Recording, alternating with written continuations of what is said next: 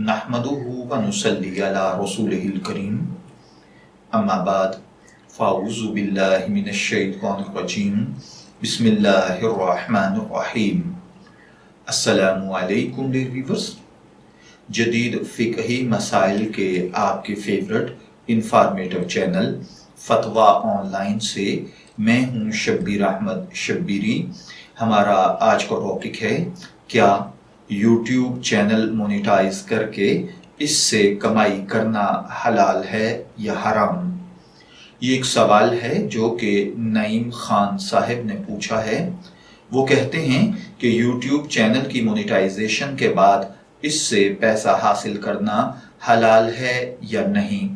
अगर हलाल चीज़ों के एड्स चलें तो मतलब हमने तमाम हराम चीज़ों के एड्स बंद कर दिए हैं। अगर हलाल चीज़ों के एड्स पर कोई औरत या म्यूज़िक आ जाए तो क्या इसकी कमाई हराम होगी। चीज़ वो हलाल थी, लेकिन जिस कंपनी ने एड बनाया है उसने औरत को या म्यूज़िक को हमारी मर्जी के बगैर शामिल कर दिया है। क्या ऐसी सूरत में यूट्यूब चैनल की मोनेटाइजेशन से हासिल होने वाली इनकम हमारे लिए इस्तेमाल करना जायज़ है या नहीं।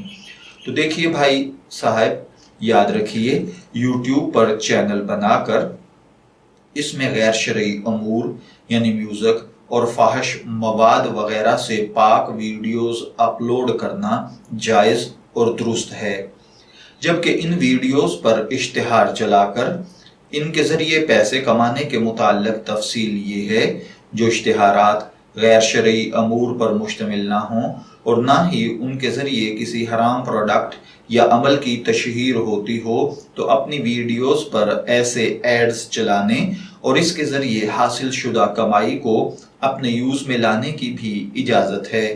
अलबत्ता जो एड्स गैर शरई अमूर पर मुश्तमिल हों या उनके ज़रिए किसी हराम प्रोडक्ट या अमल की तशहीर होती हो, या वो प्रोडक्ट हों तो हलाल लेकिन इसकी तशहीर में किसी म्यूज़िक या किसी औरत की तस्वीर इस्तेमाल की गई हों, तो ऐसी सूरत में अपनी वीडियोस पर अपने इख्तियार से ऐसे इश्तिहारात चलाना जायज़ नहीं। ऐसी सूरत में इन इश्तिहारात के ज़रिए हासिल शुदा कमाई को अपने इस्तेमाल में लाना भी दुरुस्त नहीं। अलबत्ता अगर कोई यूट्यूबर गैर शरई अमूर पर मुश्तमिल एड्स को रोकने के लिए अपनी तमाम मुमकिना तदाबीर इख्तियार कर ले और इसके बावजूद भी यूट्यूब की तरफ से वीडियोस पर गैर शरई उमूर पर मुश्तमिल इश्तिहारात चलाए जाते हों, तो ऐसी सूरत में उम्मीद है कि यूट्यूब पर चैनल बनाने वाला इस गुनाह में शरीक ना होगा। ताहम ऐसी सूरत में भी एड्स रिव्यू सेंटर के ज़रिए तफसीलात मालूम करके गैर शरई इश्तिहारात के ज़रिए हासिल शुदा आमदनी को अपने इस्तेमाल में लाने की बजाय सदका करना चाहिए।